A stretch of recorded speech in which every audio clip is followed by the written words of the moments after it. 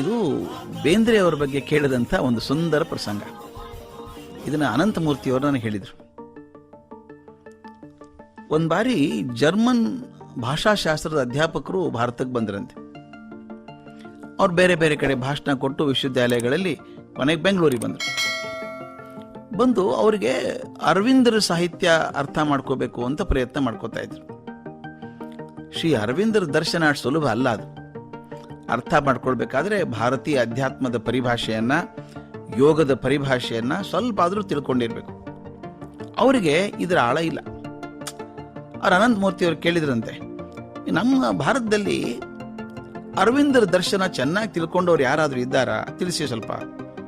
ನಾನು ಅವ್ರ ಬಳಿಗೆ ಹೋಗಿ ಆಧ್ಯಾತ್ಮಿಕ ನೆಲೆಗಳನ್ನು ಸ್ವಲ್ಪ ತಿಳ್ಕೋಬೇಕಂತಿದ್ದೀನಿ. ಮತ್ತು ಆ ವ್ಯಕ್ತಿ ಸ್ವಲ್ಪ ಸಾಹಿತ್ಯದಲ್ಲೂ ಅರವಿಂದರನ್ನ ಅರಿತಿದ್ರೆ ಇನ್ನೂ ಒಳ್ಳೆಯದು, ಎರಡನ್ನು ತಿಳ್ಕೊಳ್ಳೋಕೆ ಅನುಕೂಲ ಆಗ್ತದೆ ಅಂತ ಹೇಳಿದ್ರಂತೆ.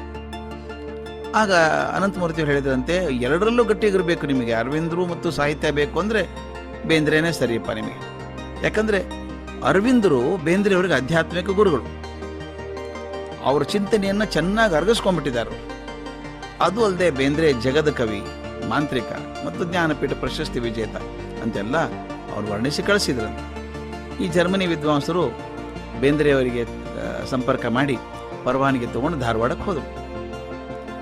ಬೇಂದ್ರೆಯವ್ರನ್ನ ಕಾಣೋದು ಅಂದರೆ ಶಬ್ದ ಬ್ರಹ್ಮನ ಕಾರ್ಯಾಲಯದಲ್ಲಿ ಹೋದ ಹಾಗೆ. ಹೊರಗೆ ಬರೋಕ್ಕೆ ಸಾಧ್ಯ ಇದೆಯಾ ಬೇಗ? 8-10 ದಿವಸ ವಿದ್ವಾಂಸರು ಬೇಂದ್ರೆಯವ್ರ ಜೊತೆಗೆ ಇದ್ಬಿಟ್ರಂತೆ. ದಿನಗಟ್ಲೆ ಸಾಯಂಕಾಲ ರಾತ್ರಿವರೆಗೂ ಬರೀ ಅರವಿಂದ್ರ ಬಗ್ಗೆ ಚರ್ಚೆ, ಆ ವಿಷಯ ಈ ವಿಷಯ ಸಂಗ್ರಹ ಮಾಡಿಕೊಂಡ್ರು, ಮನನ ಮಾಡಿಕೊಂಡ್ರು, ನೋಟ್ಸ್ ಮಾಡಿಕೊಂಡ್ರು. ಬೇಂದ್ರೆ ಅವರಿಗೆ ಅರವಿಂದ್ರ ಬಗ್ಗೆ ಇರುವಂತಹ ಗೌರವ, ಪೂಜ್ಯತೆಯನ್ನು ಕಂಡು ಆಶ್ಚರ್ಯ ಆಗಿ ಹೋಯ್ತಂತೆ. ಆ ಬೇಂದ್ರೆ ಅವ್ರು ಏನ್ ಮಾಡ್ತಿದ್ರು ಗೊತ್ತಾ? ತಮ್ಮ ಪೂಜೆ ಮನೆಯಲ್ಲಿ ಅರವಿಂದ್ರದ ಫೋಟೋ ಇದೆ, ದೇವರಿಗೆ ಮಂಗಳಾರತಿ ಮಾಡುವಾಗ ಅದಕ್ಕೂ ಮಾಡ್ತಿದ್ರಂತೆ. ನಿಮ್ ಕಣ್ಣು ಮುಂದೆ ಚಿತ್ರ ಬರ್ಬೇಕದು. ಅರವಿಂದ್ರ ಫೋಟೋಕ್ಕೆ ಆರತಿ ಮಾಡ್ತಾರಂದ್ರೆ ದೇವರು ಅಂತ ತಿಳ್ಕೊಂಡ್ಬಿಟ್ಟಿದ್ದಾರೆ ಅವ್ರನ್ನ. ಹಾಗೆ ಮಹಾಕವಿ ಆದಂಥ ಬೇಂದ್ರೆ ಅರವಿಂದ್ರನ ದೇವರನ್ನ ಪೂಜೆ ಮಾಡ್ತಾರಲ್ಲ ಅಂತ ಆಶ್ಚರ್ಯ ಆಯಿತು. ಮುಂದೆ ಹೊರಡೋ ದಿವಸ ಬಂತು. ಬೀಳ್ಕೊಡೋ ಸಮಯ ಬಂದಾಗ ಈ ಜರ್ಮನ್ ಪಂಡಿತರು ಕುತೂಹಲಕ್ಕೋ ತಮಾಷೆಗೋ ಕಾಲೆಳೆಯೋದಕ್ಕೋ ಗೊತ್ತಿಲ್ಲ, ಅದು ಕೇಳ್ಕೊಂಡೇ ಬಿಡಬೇಕು ಒಂದು ಪ್ರಶ್ನೆ ಕೇಳಿದ್ರಂತೆ ಬೇಂದ್ರೆಯವ್ರನ್ನ. ಬೇಂದ್ರೆಯವರೇ, ನಿಮ್ಮನ್ನು ನೋಡಿದ್ದೀನಿ ನಾನು, ದಿನಾಲು ಅರವಿಂದ್ರನ ದೇವರು ಅಂತ ಪೂಜೆ ಮಾಡ್ತೀರಪ್ಪ ನೀವು. ಸರಿ, ನೀವು ಒಬ್ಬ ಕವಿ, ಅರವಿಂದ್ರು ಒಬ್ಬ ಕವಿನೇ ತಾನೆ. As a poet who is greater, Aurobindo or Bendre ಅಂದ್ರಂತೆ. ತಿಳ್ಕೊಳ್ಳಿ ಸ್ನೇಹಿತರೆ, ಎಷ್ಟು ಚೆನ್ನಾಗಿದೆ ಇದು. ಅರವಿಂದ್ ಅವರನ್ನ ದೇವರು ಅಂತ ಪೂಜೆ ಮಾಡ್ತಾರೆ, ಆರತಿ ಮಾಡ್ತಾರೆ ಬೇಂದ್ರೆಯವರು.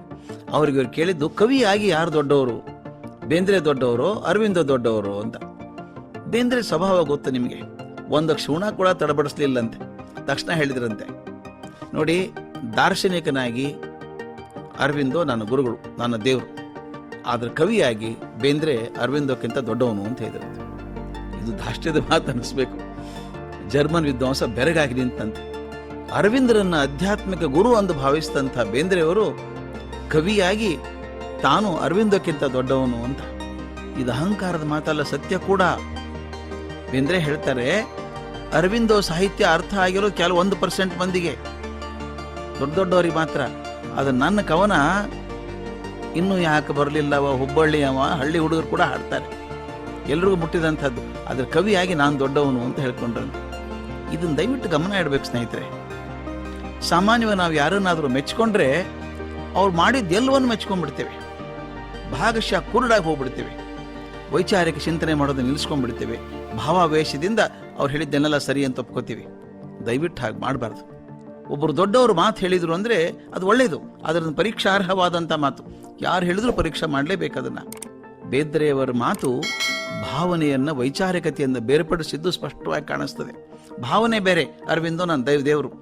ಯಾವಾಗ ಆಧ್ಯಾತ್ಮಿಕವಾಗಿ ನೋಡಿದಾಗ, ಅದ್ರ ಕವಿಯಾಗಿ ನೋಡಿದಾಗ ನಾನು ದೊಡ್ಡವನು ಅಂತ ಹೇಳೋದು.